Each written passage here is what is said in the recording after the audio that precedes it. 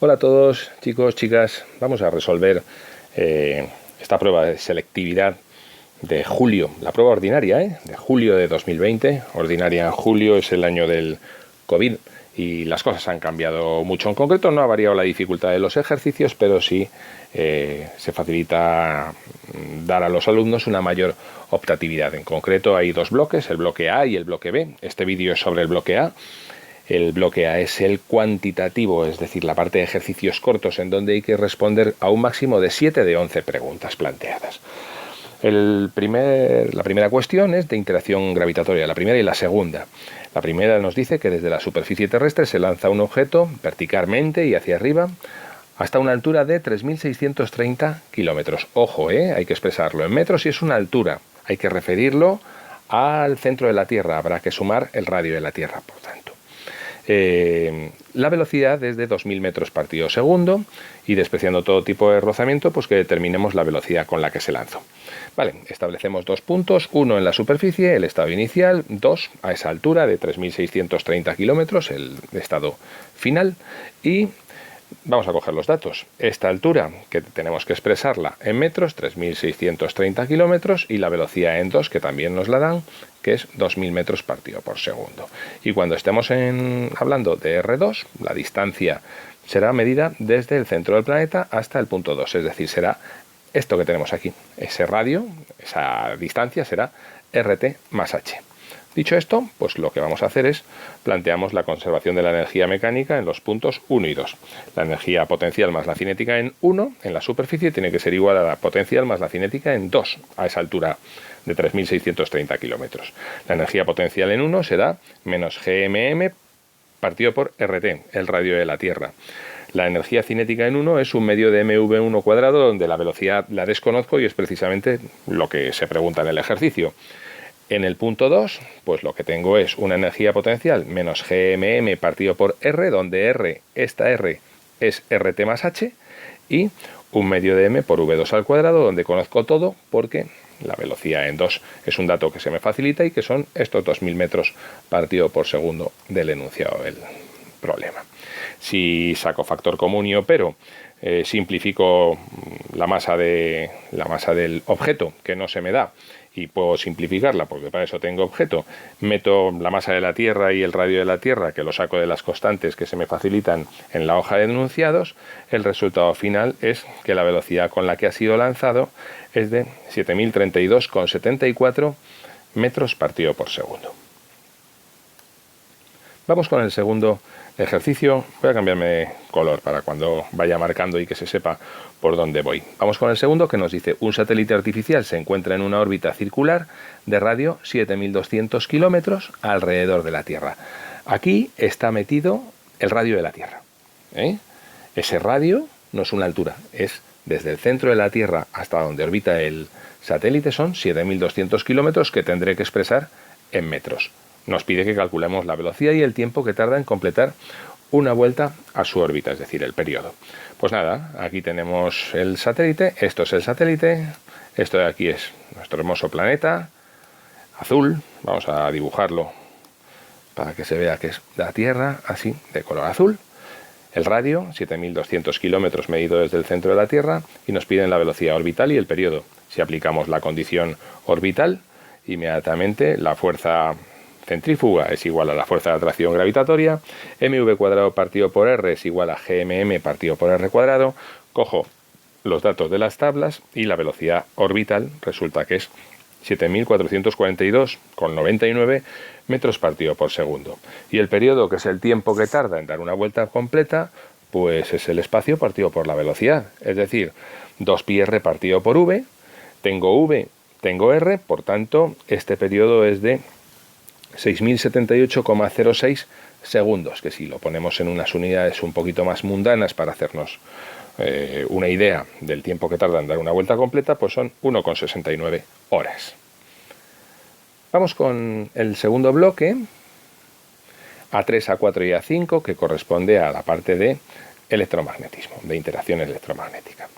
La 3 nos dice que tenemos dos cargas puntuales Q1 de 3 microcoulombios, Q2 de menos 3 microcoulombios, situadas en los puntos 0,3 y 0,-3 respectivamente, y todo en unidades internacionales, las coordenadas, Y nos piden el trabajo necesario para transportar otra carga de 4 microcoulombios positiva desde el punto 4,0 hasta el punto -4,0, y que además interpretemos el resultado.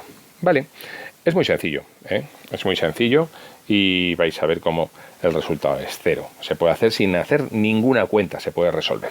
Metemos datos: Q1, 3 microcoulombios, Q2 -3, P1, 0,3, P2, 0,-3. Bueno, pues resulta que aquí tengo Q1 y aquí tengo Q2. Y las cargas son iguales en módulo y opuestas, que eso es importantísimo. Tendríamos que calcular el potencial en el origen, creado por Q1 y por Q2, y el potencial en el destino, creado por Q1 y por Q2. El origen es el punto A y el destino es el punto B. De manera que, fijaos que es muy sencillo, porque esta distancia desde aquí hasta aquí es idéntica que esta distancia desde aquí hasta aquí. Y por el punto B, esta distancia desde aquí hasta aquí es idéntica a esta distancia desde aquí hasta aquí.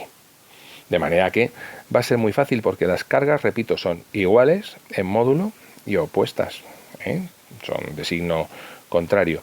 De manera que, fijaos qué sencillo, el potencial en el punto A, en este punto, es K por Q1 partido por R1 más Q2 partido por R2. Vais a ver que da 0.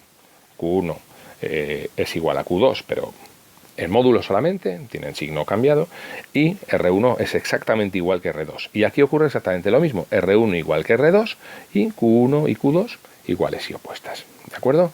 De manera que el potencial en el origen y el potencial en el destino es 0. Como las distancias son iguales y las cargas son iguales en módulo y signo contrario, pues el trabajo es igual a la carga por el potencial en origen menos potencial en el destino. Y esto no nos va a quedar otra que va a dar 0. Por tanto, el eje de abscisas, el eje de las X, este eje, resulta que es una equipotencial y la carga se moverá libremente por ella. ¿Vale? El 4 nos dice lo siguiente: este cuadro. Por un alambre recto y muy largo situado sobre el eje X circula una corriente I que crea un campo magnético de intensidad 0,05 por 10 a la menos 5 teslas en el punto 0,60 expresado en centímetros, y que indiquemos razonadamente el sentido de la corriente I que circula por el alambre y su valor. Bueno, pues vamos a dibujar la situación y vais a ver cómo no tiene que asustarnos tanto el hecho de que nos den componentes. El campo magnético, 0,05 por 10 a la menos 5 teslas. Vamos a definir los ejes. Yo los he definido así: el eje Y para arriba, el eje X hacia la derecha y el eje Z, su sentido positivo, hacia afuera del plano del papel, de la pantalla en este caso. El campo creado por una línea de corriente pues viene dado por esta expresión mu sub 0I partido por 2πd, donde mu sub 0 es la permeabilidad magnética del vacío. Así que la intensidad va a ser B por 2πd partido por mu sub 0. La distancia son 6 centímetros, las tenemos aquí, hay que expresarlo en metros. El campo magnético lo tenemos expresado en teslas, y si hacemos la cuenta, pues nos sale un valor de 15 amperios. Y aplicando la regla de la mano derecha, la corriente tiene el sentido positivo del eje de las X. Si aplicamos la regla de la mano de derecha o del sacacorchos, que es idéntica.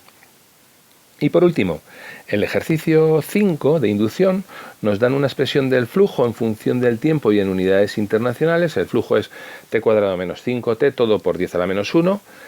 Y nos dice que calculemos el valor de la FEM inducida en el instante 2,5 y que representemos gráficamente la dependencia de la FEM con el tiempo entre los instantes 0 y 10 expresados en segundo.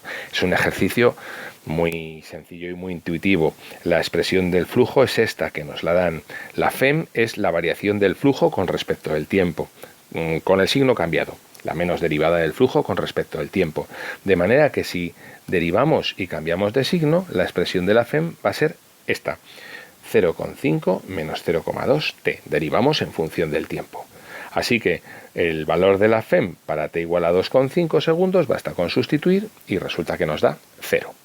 Y esta expresión matemática que tenemos aquí marcada resulta que es una ecuación de primer grado, por tanto, su representación gráfica corresponderá a la de una recta, en donde me basta dar dos valores. Sé que donde se va a cortar en el eje de tiempos, en el eje horizontal, va a ser el valor de 2,5, que precisamente es el que tengo aquí calculado, por eso sé que me da 0, y la representación gráfica pues correspondería a eso.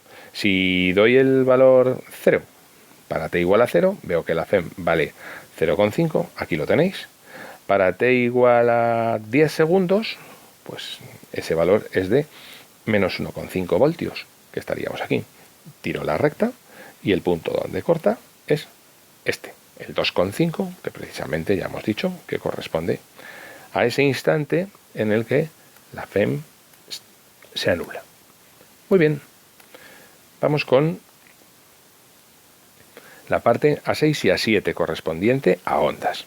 Tenemos una onda armónica que se desplaza por una cuerda y tiene esta expresión en unidades internacionales. I de xt es igual a 0,06 por el seno de 4 pi t menos pi sextos x. Nos dice que para el instante t igual a 0,25 segundos, que hallemos la elongación, la velocidad y la aceleración de un punto de la cuerda que se encuentra a x igual a 1,5 metros del extremo situado en el origen de coordenadas. ¿Vale? Pues nada, lo tenemos bien sencillito porque esta es la expresión de la onda que se nos da. Si derivo con respecto al tiempo, voy a obtener esta expresión, que es la de la velocidad. La derivada es 0,06 por 4pi por el coseno de 4pi t más pi sextos x. Y si derivo de nuevo, derivo la velocidad, pues lo que voy a obtener es la expresión de la aceleración. Menos, la derivada del coseno es el menos seno, de manera que es menos 0,06 por 4pi todo al cuadrado por el seno de 4pi t más pi sextos x. Una vez que tengo las expresiones derivadas, lo único que tengo que hacer es poner la calculadora en radianes, ojo, pongo la calculadora en el modo radian y calculo las expresiones de I, de V y de A para x igual a 1,5 metros y t igual a 0,25 segundos. Si sustituyo correctamente, los resultados son 42,43 por 10 a la menos 3 metros, la velocidad menos 0,53 metros partido segundo y la aceleración menos 6,7 metros partido segundo cuadrado. Y el A7 nos habla de el nivel de intensidad sonora de una radio es de 40 decibelios a 10 metros de distancia. ¿Cuál es el nivel de intensidad sonora a 3 metros de distancia si la radio emite uniformemente en todas las direcciones? Y nos da el dato de la intensidad de umbral, 10 a la menos 12 vatios partido metro cuadrado, que yo en concreto, por la forma de resolveroslo, pues no lo he utilizado. Pero se puede calcular primero la intensidad y luego, a partir de ahí, calcular la sensación que se nos pide. Lo que sí que tenemos que tener claro es que si son 40 decibelios a 10 metros, a 3 metros va a ser más. Y que no podemos hacer una regla de 3 porque las relaciones son logarítmicas. De manera que la sensación 1, 40 decibelios a una distancia, 10 metros. La variación de la sensación sonora con la distancia es 20 por el logaritmo de d sub 0 partido por d. Y lo que voy a hacer es sustituir S1 y S2, es decir, a 10 metros y a 3 metros esta expresión y aplicar propiedades de logaritmos. S1 es igual a 40, es un dato, que será igual a 20 por el logaritmo de d sub 0 partido por la distancia, 10. S2 es igual a 20 por el logaritmo de d sub 0 partido por la distancia, 3, que es lo que nos están pidiendo. Voy a calcular cuánto vale S1 menos S2, y S1 menos S2 será 40 menos S2, que será igual a 20 por el logaritmo de d sub 0 partido por 10 menos 20 por el logaritmo de d sub 0 partido por 3. La diferencia de logaritmos se traduce en el logaritmo del cociente, de manera que esto es 20, saco factor común por el logaritmo de d sub 0 partido por 10, aquí partido por d sub 0 partido por 3, es decir, 20 por el logaritmo de 0,3 y esto da menos 10,45 decibelios, de manera que tengo este término, tengo este, lo único que tengo que hacer es despejar S2. Y si despejo S2, 40 más 10,45, el resultado es de 50,45 decibelios. ¿Es mayor que 40? Sí, pues es posible. Es posible, este ejercicio tiene sentido, o esta solución por lo menos tiene sentido una vez que pasa el filtro de la lógica. Si pasamos a el bloque de óptica geométrica, tenemos estos dos. El primero es, un haz de luz viaja por el agua a una velocidad de 2,25 por 10 a la 8 metros partidos segundo. Esto nos va a permitir calcular el índice de refracción del agua. Determina el valor mínimo del ángulo de incidencia sobre la superficie de separación agua-aire para que no emerja, para que el rayo no salga. Y además que hagamos un diagrama de rayos para este ángulo y para otro mayor. Bueno, pues para este ángulo es esto, tras. Es decir, si el rayo no sale es porque su ángulo de desviación a la salida es de 90 grados. Y el rayo a partir de ahí no sale. La velocidad del agua la tenemos, es un dato. El índice de refracción del agua es C partido por V, 3 por 10 a la 8 partido por esa velocidad, 1,33. Y el índice de refracción del aire, no nos lo dice, pero damos por sentado que es 1. De manera que si aplicamos la ley de Snell, me falta una L aquí, Snell, ya está. Si aplicamos la ley de Snell para el ángulo límite, este que estoy buscando, yo tengo que 1,33 por el seno de teta L es igual a 1 por el seno de 90 y este ángulo límite es 48,75. Lo que me dice la segunda parte es, ¿y si el rayo incidente tiene un valor mayor, el ángulo, que el ángulo límite? Bueno, pues yo sé que si teta es mayor que el ángulo límite, el rayo no se refracta, es decir, no sale, se refleja y además se refleja con el mismo ángulo. Este es el rayo con su ángulo de incidencia, teta, y este es el rayo reflejado con un ángulo exactamente igual. ¿Vale? Y el otro, el A9, lo que nos dice es lo siguiente. Mirad, nos dice, un objeto está situado a 25 centímetros de distancia de una pantalla. En 2 puntos comprendidos entre el objeto y la pantalla puede situarse una lente convergente de 4 centímetros de focal, para que se forme una imagen del objeto sobre la pantalla. Y lo que nos pide es ¿en qué 2 puntos? ¿Cuáles son esos 2 puntos? Bueno, lo que quiere decir esto, vamos a hacer el dibujito, es que si yo tengo aquí el objeto, aquí, la imagen se me va a formar aquí, en la pantalla, ¿vale? Si yo el objeto lo tengo a la izquierda de la lente, la imagen se me va a formar a la derecha y en la pantalla, ¿vale? Y lo que me dicen es que esta distancia es de 25 centímetros. De manera que yo lo que tengo que tener cuidado son con los signos. Esta distancia de aquí a aquí es S' y esta distancia de aquí a aquí es S. Pero yo sé que S es negativa, de manera que S' menos S tiene que ser igual a 25. Esta es la condición. S' positiva menos S menos algo negativo va a ser positivo, de manera que yo ya la sumo y eso es 25. Y esta es la mayor dificultad del ejercicio, salvo que tengamos dificultades resolviendo ecuaciones de segundo grado, que a estas alturas de la película yo creo que no.